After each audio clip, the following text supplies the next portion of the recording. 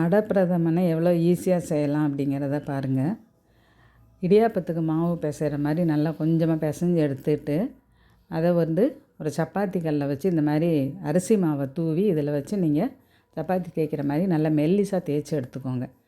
இந்த அடை கடையிலேயே ட்ரையாக பேக்கெட்டில் போட்டு விற்பாங்க. நீங்கள் அதை வாங்கியும் யூஸ் பண்ணிக்கலாம்.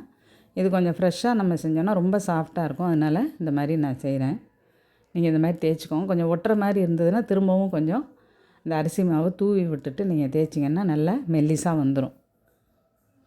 இந்த மாதிரி நல்லா தேய்ச்சிட்டு இதை கத்தியை வச்சு நீங்கள் சின்ன சின்ன பீஸாக ஸ்கொயராகவோ ரெக்டாங்கிளாவோ நீங்கள் கட் பண்ணி எடுத்துக்கலாம். எடுத்துக்கிட்டு இதை வேக வைக்கணும். அதுக்கு முன்னாடி நம்ம கொஞ்சம் பாசிப்பருப்பு ஒரு 2 டேபிள் ஸ்பூன் பாசிப்பருப்பும் 1 டேபிள் ஸ்பூனுக்கு ஜவ்வரிசியும் வேக வச்சு எடுத்து வச்சுக்கிடணும். இதை கட் பண்ணுறதுக்குள்ளே இந்த மாதிரி சின்ன சின்ன பீஸாக கட் பண்ணி எடுத்து வச்சுக்கோங்க. 2 டேபிள் ஸ்பூன் பாசிப்பருப்பு, வறுத்த பாசிப்பருப்பும் 1 டேபிள் ஸ்பூன் ஜவ்வரிசியும் வேக வச்சு எடுத்து வச்சுருக்கிறேன். இப்போ இதை ஒரு பாத்திரத்தில் மாற்றிக்கலாம். மாற்றிட்டு அதில் துளியோண்டு உப்பு, ஒரு சிட்டிகை அளவுக்கு உப்பு சேர்த்துக்கோங்க. ஏலக்காயும் போட்டு இதை அடுப்பில் வச்சு திரும்ப கிண்டணும்.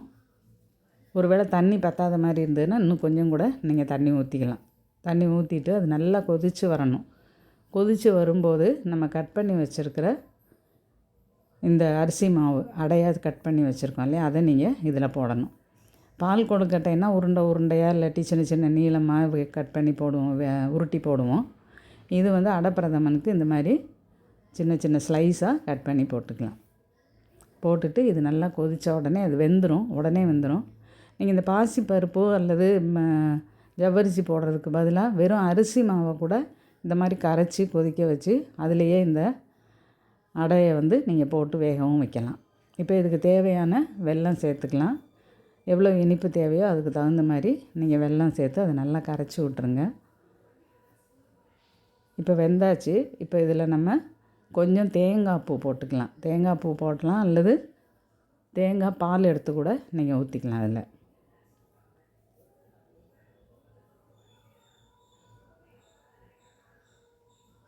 இதில் கொஞ்சம் நெய்யில் முந்திரி பருப்பும் கிஸ்மிஸும் நெய்யில் வறுத்து நீங்கள் இதில் சேர்த்துக்கிட்டிங்கன்னா இந்த அடை பிரதமன் நெய் வாசனையோட நல்லா டேஸ்ட்டாக இருக்கும். செய்து பாருங்கள்.